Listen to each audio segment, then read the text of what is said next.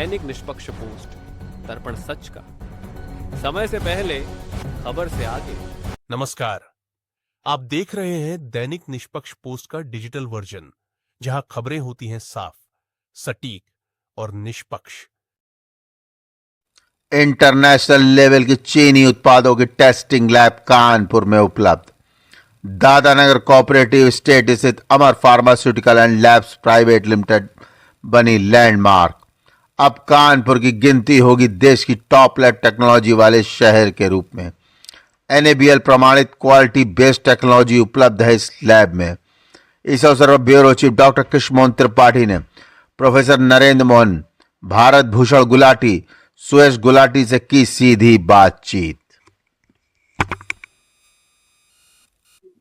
आज हमारे बीच मौजूद हैं शुगर मैन कहें या इसके लैंडमार्क, कानपुर को बताने वाले, जनाने वाले और लोगों के बीच गन्ना और उसके इथेनॉल के संबंध को आम जनता तक पहुंचाने वाले डॉक्टर नरेंद्र मोहन।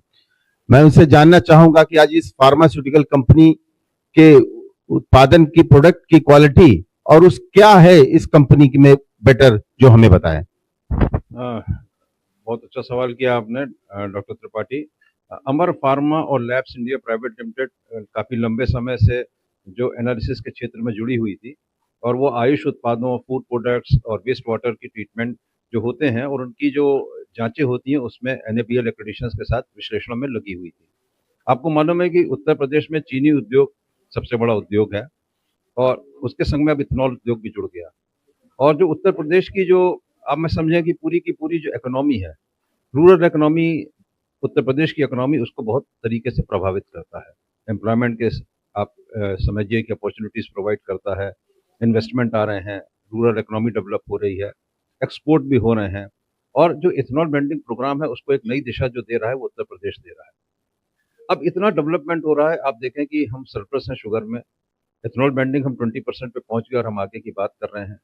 इथेनॉल से हम सस्टेनेबल एविएशन फ्यूल बनाने की बात कर रहे हैं।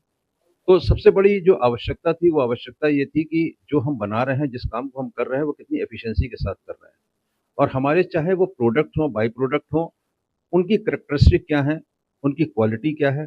क्योंकि जब हम एक्सपोर्ट पे जाते हैं या हम विशिष्ट कोई क्षेत्र को सर्व करते हैं, चाहे वो खाद्य का क्षेत्र हो, फूड प्रोडक्ट्स हो, बड़ी कंपनियां मल्टीनेशनल्स हैं जो कि बड़ी संजीदा होती हैं क्वालिटी को लेके। शुगर एक ऐसा प्रोडक्ट है कि जो आम जनमानस से जुड़ा हुआ है, और हर कोई भी चीज़ आप जो लेंगे उसमें कहीं ना कहीं मीठे का सम्मिश्रण होगा, चाहे आप कोई पेय पदार्थ लो, चाहे मिठाई लें, चाहे आप केक, पेस्ट्री, आजकल बहुत सारा बेकरी का आइटम्स है। तो लगभग आप समझें कि जो चीनी का टोटल उत्पादन है उसका 2/3 उत्पादन इनडायरेक्ट कंजम्पशन में जाता है, जो कि beverage industry, food industry, bakery industry, confectionery industry के थ्रू आता है, जहाँ पे कि मानक बड़े कठोर हैं। और अब चीनी हम एक्सपोर्ट भी कर रहे हैं, कि हम बात कर रहे हैं कि हम 15 लाख टन, 20 लाख टन चीनी एक्सपोर्ट करेंगे, तो वहाँ पे भी मानकों की आवश्यकता है, वहाँ पे भी क्वालिटी की आवश्यकता है। ये एक अनफॉर्चुनेट पार्ट था कि अब हम दोनों चीज़ों में हैं, इथेनॉल में भी हैं, चीनी में भी हैं, और जब चीनी उद्योग की बात कर रहे हैं तो दोनों की बात कर रहे हैं। लेकिन कोई एक ऐसी लैब नहीं थी जहाँ एक छत के नीचे इसके संबंधित जितने भी हमें विश्लेषण करने हैं वो एक मानकों के तहत उपलब्ध हों। हमें इथेनॉल में जाना है तो इथेनॉल की क्या क्वालिटी है, उससे निकलने वाले DDGS की क्या क्वालिटी है, उसके बीच के तमाम सारे जो इंटरमीडिएट प्रोडक्ट्स हैं उनकी क्या क्वालिटी है, उसके लिए कहीं और जाना पड़ेगा। शुगर की जो एनालिसिस करानी है उसके लिए कहीं और जाना पड़ेगा। और उसमें भी एक चीज़ ये है कि शुगर की एनालिसिस, जिसको कि मैं कहता हूँ स्कैनिंग ऑफ द शुगर, कि शुगर में क्या है, केवल शुगर में चीनी नहीं, उसमें मॉइस्चर कितना है, उसमें जो आपका सुक्रोज परसेंट है वो कितना है, नहीं, इससे भी कहीं आगे जाना है। उसमें इंसेक्टिसाइड, पेस्टिसाइड के क्या है, हैवी मेटल्स कितने हैं, फ्लॉक टेस्ट दे रहा है कि नहीं दे रहा है, ऐश कितनी है। तो ये तमाम सारी चीज़ें ऐसी थी जो कि सामान्यतः लैब में उपलब्ध नहीं थी, और अगर उपलब्ध थी तो बहुत कॉस्ट पे थी, समय बहुत लगता था।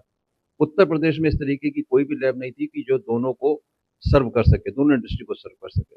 तो जो अमर फार्मा ने जो ये स्टेप लिया, उन्होंने एक जोड़ा है इसमें, पहले से वो इस क्षेत्र में थे, अब इसको जोड़ दिया कि इसमें शुगर इंडस्ट्री को और इथेनॉल इंडस्ट्री को करेंगे।